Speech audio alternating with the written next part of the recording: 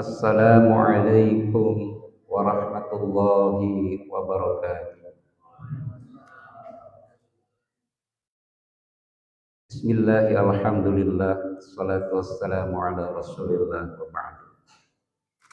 Bapak-bapak, ibu-ibu, hadirin yang sama-sama mengharap ridho Allah Subhanahu wa taala. Marilah kita senantiasa bersyukur kepada Allah Subhanahu wa taala karena atas limpahan karunia nikmat yang Allah limpahkan kepada kita pada malam hari ini. Alhamdulillah, Allah masih memberikan kepada kita kekuatan, kesempatan, kesehatan sehingga kita bisa bersama-sama hadir di tempat yang mulia ini dalam rangka mengabdi kepada Allah Subhanahu wa taala. Bapak Ibu hadirin yang dimuliakan Allah Subhanahu wa taala, Al-Qur'anul Karim yang kita senantiasa baca setiap hari itu diturunkan oleh Allah Subhanahu wa taala pada bulan Ramadan.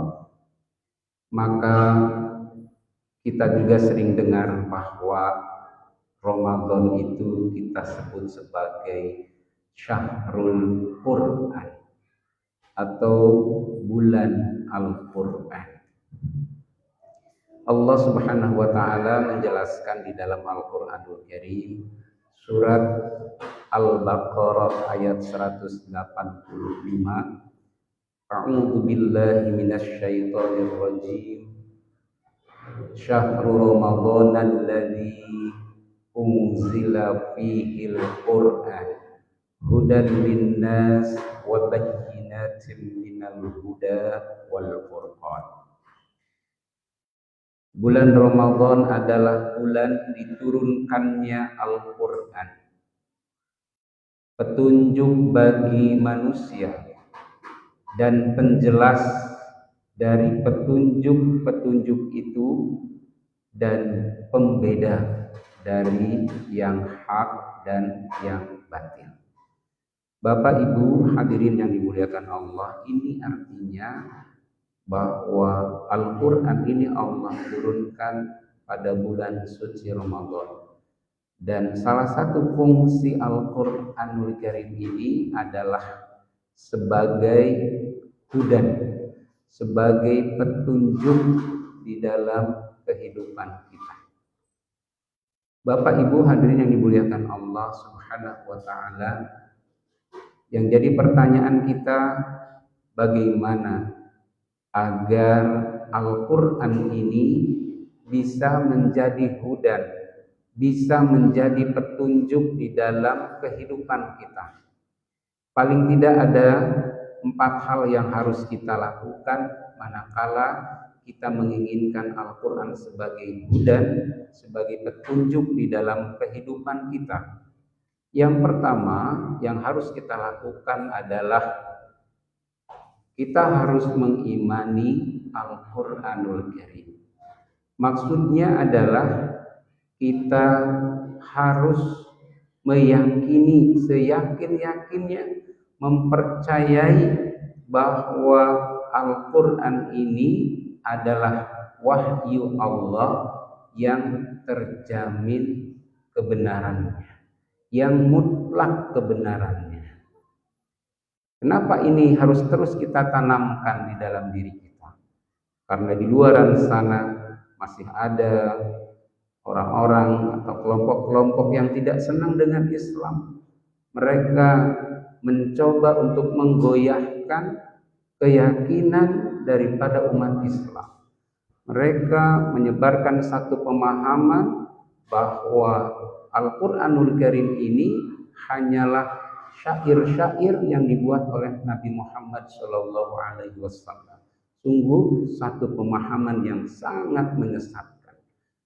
Al-Quranul Karim ini adalah wahyu Allah yang tidak ada keraguan di dalamnya. Dalikal kitabu la raiba fi hudal lil muttaqin. bahwa Al-Quran ini tidak ada keraguan di dalamnya dan petunjuk bagi orang-orang yang bertakwa. Bapak Ibu hadirin yang dimuliakan Allah. Kemudian yang kedua yang harus kita lakukan manakala kita menginginkan Al-Quran ini sebagai petunjuk di dalam kehidupan kita, maka kita harus bisa atau mampu membaca Al-Quran dengan tartil. Sebagaimana Allah perintahkan di dalam Al-Quranul Karim surat Al-Muzammil ayat 4. A'udzu billahi minasyaitonir rajim. Warattilil Qur'ana tartila. Dan bacalah Al-Quran ini dengan tartil, dengan baik, dengan benar hukum-hukum bacaannya. Ini artinya apa? Ini perintah Allah. Berarti kita harus mau belajar agar kita mampu bisa membaca Al-Quran dengan tartil. Bapak Ibu hadirin yang dimuliakan Allah. Kemudian yang ketiga, yang harus kita lakukan manakala kita menginginkan Al-Quran sebagai hudan, sebagai petunjuk dalam kehidupan kita adalah kita harus mau belajar memahami isi kandungan Al-Quranul Karim. Karena percuma saja Al-Quran akan kita jadikan menjadi pedoman hidup kita, menjadi petunjuk hidup kita, seandainya kita tidak paham isi kandungan Al-Quran. Oleh sebab itu maka mulai sekarang, mulai Ramadan ini kita harus ada usaha, ada ikhtiar, ada niatan untuk terus mempelajari isi kandungan Al-Quran.